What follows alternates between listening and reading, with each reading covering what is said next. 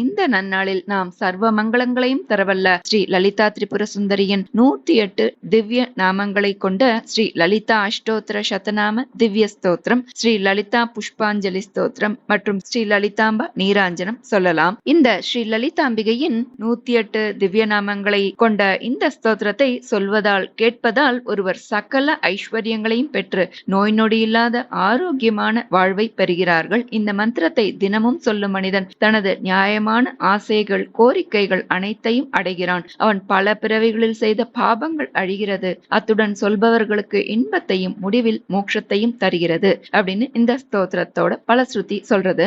லலிதையின் இந்த 3 ஸ்தோத்திரங்களுமே மிக மிக சக்தி வாய்ந்தவை.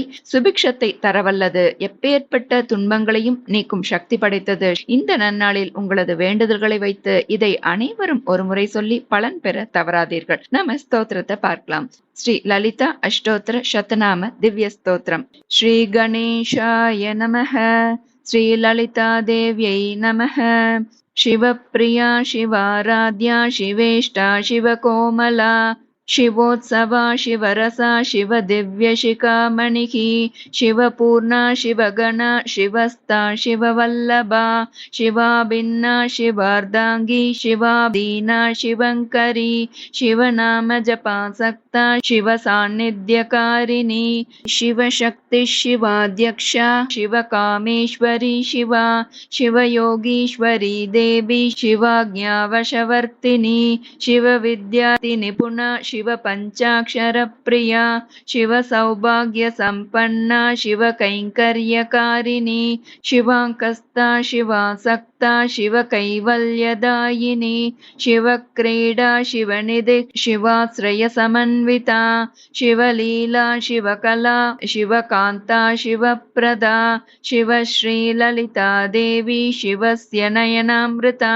शिवचिन्तामणिपदा शिवस्य हृदयोज्ज्वला शिवोत्तमा शिवाकारा शिवकामप्रपूरिणी शिवलिङ्गार्चनपरा शिवालिङ्गनकौतुकी शिवालोकनसन्तुष्टा शिवलोकनिवासिनी शिवकैलासनगरस्वामिनी शिवरञ्जिनी शिवस्याहो पुरुषिका शिवसङ्कल्पपूरका शिवसौन्दर्यसर्वाङ्गी शिवसौभाग्यदायिनी शिवशब्दैकनिरता शिवध्यानपरायणा शिवभक्तैकसुलभा शिवभक्तजनप्रिया शिवानुग्रह संपूर्णा शिवानन्दरसार्णवा शिवप्रकाशसन्तुष्टा शिवशैलकुमारिका शिवास्य पङ्कजार्काभा शिवान्तःपुरवासिनी शिवजीवातुकलिका शिवपुण्यपरम्परा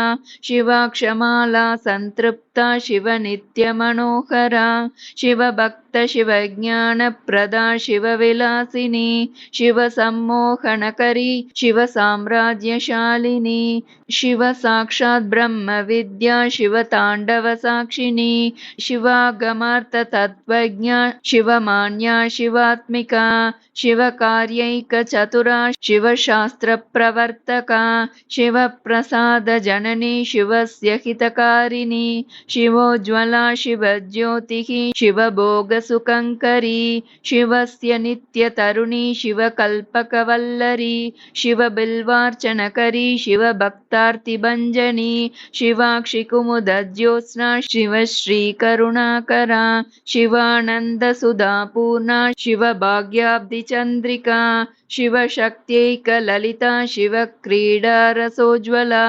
शिवप्रेममहारत्नकाठिन्यकलशस्तनी शिवलालितडाक्षार्द्रचरणाम्बुजकोमला शिवचित्तैकहरणव्यालोलगणवेणिका शिवाभीष्टप्रदानश्रीकल्पवल्लीकराम्बुजा शिवेतरमहातापनिर्मूलामृतवर्षिणी शिवयोगीन्द्रदुर्वासमहिम्नस्तुतितोषिता शिवसम्पूर्णविमलज्ञानदुग्धाब्धिशायिनी शिवभक्ताग्रगण्येश विष्णुब्रह्मेन्द्रवन्दिता शिवमाया समाक्रान्तमहिषासुरमर्दिनी शिवदत्तबलोन्मत्तशुम्भाद्यसुरनाशिनी शिवद्विजार्भकस्तन्यज्ञानक्षीरप्रदायिनी शिवातिप्रियभक्तादिनन्दिभृङ्गिरिटिस्तुता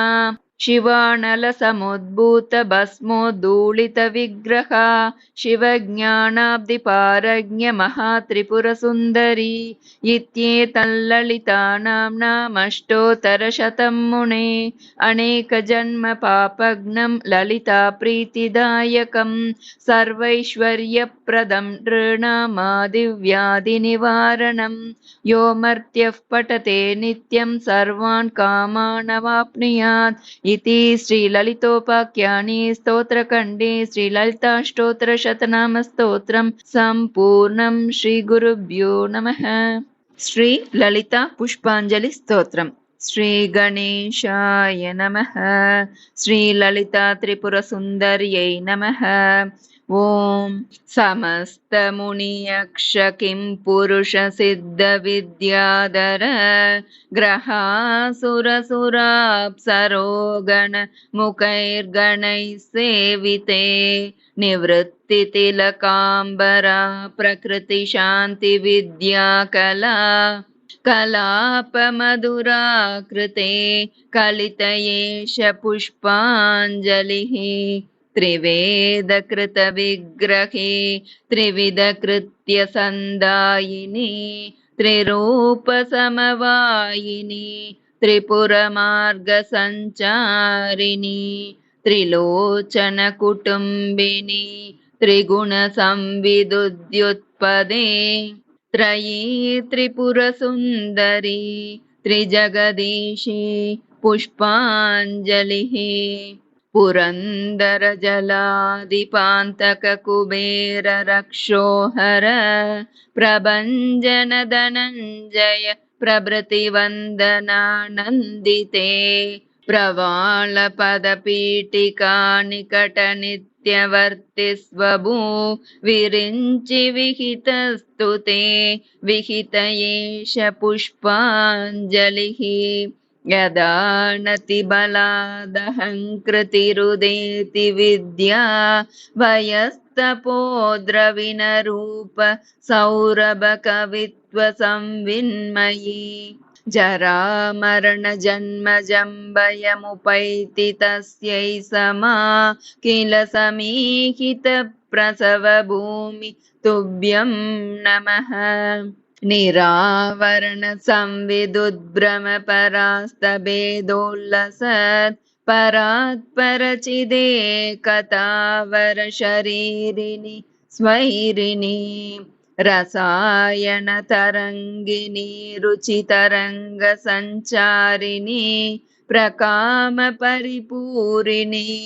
प्रकृतयेष पुष्पाञ्जलिः तरङ्गयति सम्पदं तदनु संहरत्यापदं सुखं वितरति श्रियं परिचिनोति हन्ति द्विषः क्षिणोति दुरितानि यत्प्रणतिरम्ब तस्यै सदा शिवङ्करी शिवे पदे शिवपुरन्द्रि तुभ्यं नमः। शिवे शिव सुशीतलामृततरङ्गगन्धोल्लसन् नवावरणदेवते नवनवामृतस्पन्दिनी गुरुक्रमपुरस्कृते गुणशरीरनित्योज्ज्वले षडङ्गपरिवारिते कलितयेष पुष्पाञ्जलिः त्वमेव जननी पिता त्वमतबन्धस्त्वं सखा त्वमायुरपरा त्वमाभरणमात्मनस्त्वं कलाः त्वमेव वपुषस्थितिस्त्वमखिला यतिस्त्वं गुरुः प्रसीद परमेश्वरी प्रणतपात्रितुभ्यं नमः।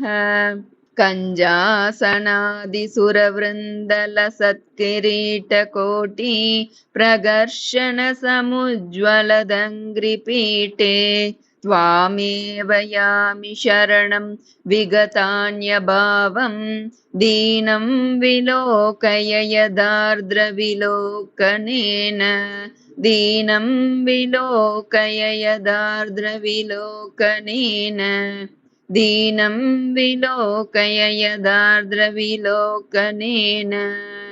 श्री ललितांबा नीरांजनम। श्री गणेशाय नमः। श्री ललिता त्रिपुर सुंदर्यै नमः।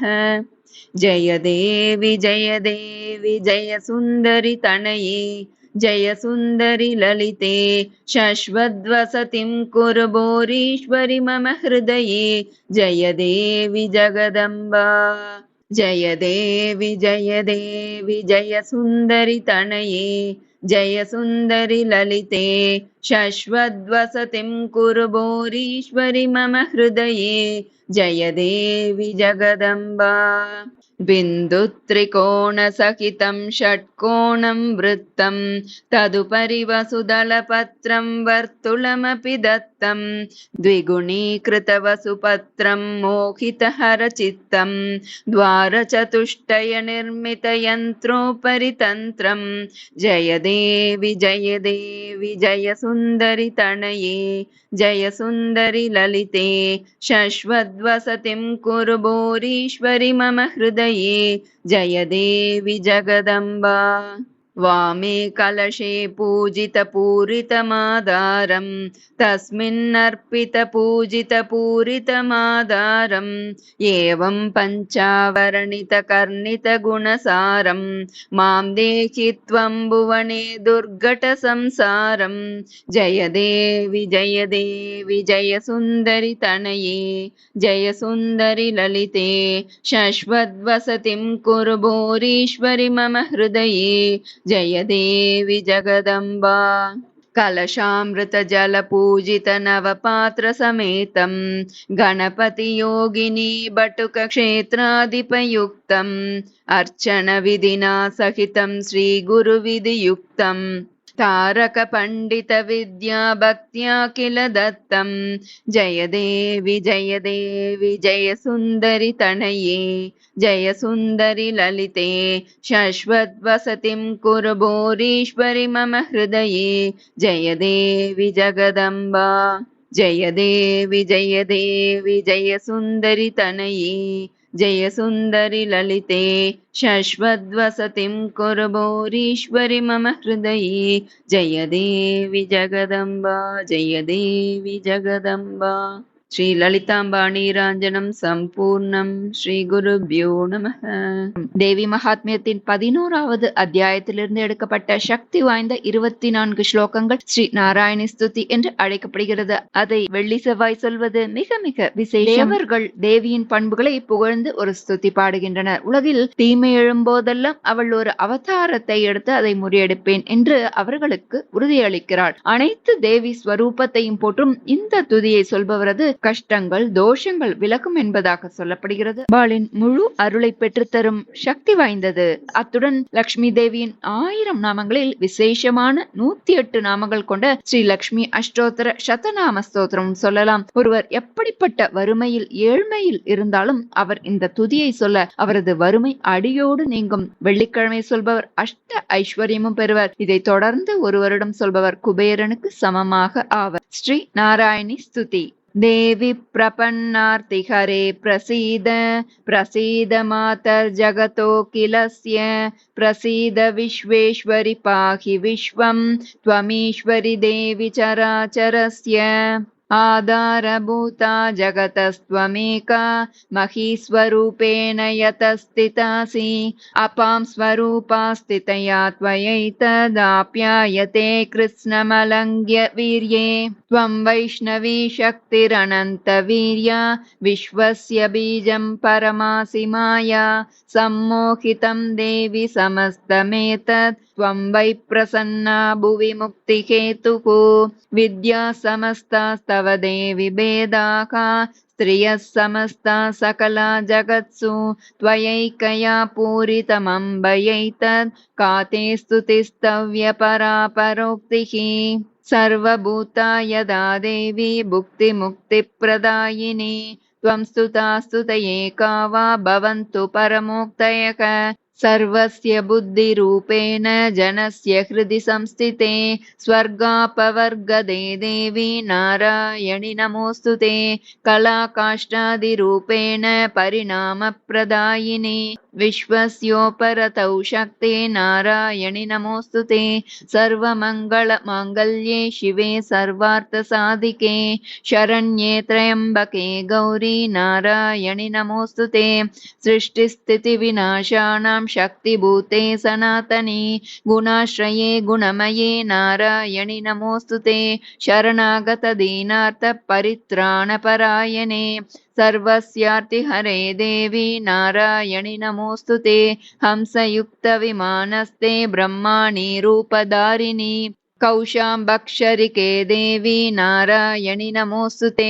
त्रिशूलचन्द्राहिधरे महावृषभवाहिनी माहेश्वरी स्वरूपेण नारायणि नमोऽस्तु ते मयूरकुक्कुटवृते महाशक्तिधरे नगे कौमारी रूपसंस्थाने नारायणि नमोऽस्तु ते शङ्खचक्रगदाशार्ङ्गगृहीतपरमायुधे प्रसीद वैष्णवी रूपे नारायणि नमोऽस्तु ते गृहीतोग्रमहाचक्रे दंश्रोद्धृतवसुन्दरे वराहरूपिणि शिवे नारायणि नमोऽस्तु ते नृसिंहरूपेणोग्रेण हन्तुं दैत्यान् कृतोद्यमे त्रैलोक्यत्राणसहिते नारायणि नमोऽस्तु ते किरीटिनि महावज्रे सहस्रनयनोज्ज्वले वृत्रप्राणहरे चैन्द्री नारायणि नमोऽस्तु ते शिवदूतिस्वरूपेण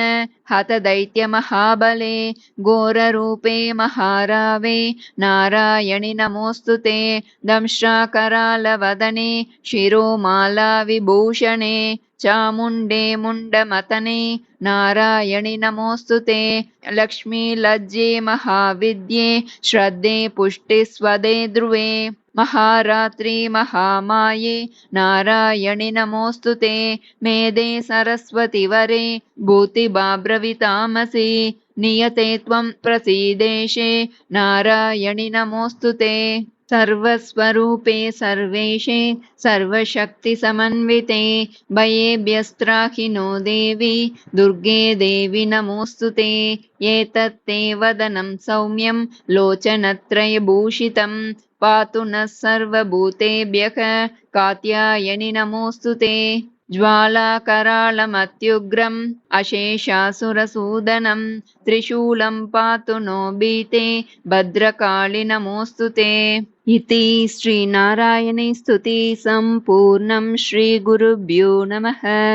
श्री लक्ष्मी अष्टोत्तर शतनाम स्तोत्रम् ध्यानं वन्दे पद्मकरां प्रसन्नवदनां सौभाग्यदां भाग्यदां हस्ताभ्याम् अभयप्रदां मणिगणैर्नानाविधैर्भूषितां भक्ताभीष्टफलप्रदां हरिहरब्रह्मादिभिः सेवितां पार्श्वे पङ्कजशङ्खपद्मनिधिभिर्युक्तां सदा शक्तिभिः सरसिजनयने सरोजहस्ते धवलतरां शुकगन्धमाल्यशोभे भगवती हरिवल्लभे मनोज्ञे त्रिभुवनभूतिकरि प्रसीद मह्यम् ॐ प्रकृतिं विकृतिं विद्यां सर्वभूतहितप्रदां श्रद्धां विभूतिं सुरभिं नमामि परमात्मिकां वाचं पद्मालयां पद्मां शुचिं स्वाहां स्वदां सुधां धन्यां हिरण्मयीं लक्ष्मीं नित्यपुष्टां विभावरीं अदितिं च दितिं दीप्तां वसुधां वसुधारिणीं नमामि कमलां कान्तां कामाक्षीं क्रोधसम्भवाम् अनुग्रहपदां बुद्धिं अनगां हरिवल्लभाम् अशोकाम् अमृतां दीतां लोकशोकविनाशिनीं नमामि धर्मनिलयां करुणां लोकमातरं पद्मप्रियां पद्महस्तां पद्माक्षीं पद्मसुन्दरीं पद्मोद्भवां पद्ममुखीं पद्मनाभप्रियां रमां पद्ममालाधरां देवीं पद्मिनीं पद्मगन्धिनीं पुण्यगन्धां सुप्रसन्नां प्रसादाभिमुखीं प्रभां नमामि चन्द्रवदनां चन्द्रां चन्द्रसहोदरीं चतुर्भुजां चन्द्ररूपाम् इन्दिरामिन्दुशीतलाम् आह्लादजननीं पुष्टिं शिवां शिवकरीं सतीं विमलां विश्वजननीं तुष्टिं दारिद्र्यनाशिनीं प्रीतिपुष्करिणीं शान्तां शुक्लमाल्याम्बरां श्रियं भास्करीं बिल्वनिलयां वरारोगां यशस्विनीं वसुन्धरामुदाराङ्गीं हरिणीं हेममालिनीं धनधान्यकरीं सिद्धिं सदा सौम्यां शुभप्रदां नृपवेश्मगतानन्दां वरलक्ष्मीं वसुप्रदां शुभां हिरण्यप्राकारां समुद्रतनयां जयां नमामि मङ्गलां देवीं विष्णुवक्षस्थलस्थितां विष्णुपत्नीं प्रसन्नाक्षीं नारायणसमाश्रितां दारिद्र्यध्वंसिनीं देवीं सर्वोपद्रवहारिणीं नवदुर्गां महाकालीं ब्रह्मविष्णुशिवात्मिकां त्रिकालज्ञानसम्पन्नां नमामि भुवनेश्वरीं लक्ष्मीं क्षीरसमुद्रराजतनयां श्रीरङ्गधामेश्वरीं दासीभूतसमस्तदेववनितां लोकैकदीपाङ्कुरां श्रीमन्मन्दकटाक्षलब्धविभवद्ब्रह्मेन्द्रगङ्गाधरां त्वां त्रैलोक्यकुटुम्बिनीं सरसिजां वन्दे मुकुन्दप्रियां मातर्नमामि कमले कमलायताक्षी श्रीविष्णुकृत्कमलवासिनी विश्वमातः क्षीरोदजे कमलकोमलगर्भगौरी लक्ष्मीप्रसीद सततं नमतां शरण्ये त्रिकालं यो जपेद्विद्वान् षण्मासं विजितेन्द्रियः दारिद्र्यध्वंसनं कृत्वा सर्वमाप्नोत्ययत्नतः देवी नाम सहस्रेषु पुण्यमष्टोत्तरं शतं येन श्रियमवाप्नोति कोटिजन्मदरिद्रतः भृगुवारे शतं धीमान् पठेद्वत्सरमात्रकम् अष्टैश्वर्यमवाप्नोति कुबेरैव भूतले दारिद्र्यमोचनं नाम स्तोत्रमम्बापरं शतं येन श्रियमवाप्नोति कोटिजन्मदरिद्रितः भुक्त्वा तु विपुलान् भोगान् अस्या सायुज्यमाप्नुयात् प्रातःकाले पठेन्नित्यं सर्वदुःखोपशान्तये पटंस्तु चिन्तये देवीं सर्वाभरणभूषिताम् इति श्रीलक्ष्मी अष्टोत्तरशतनामस्तोत्रं सम्पूर्णं श्रीगुरुभ्यो नमः हरिः ओम्।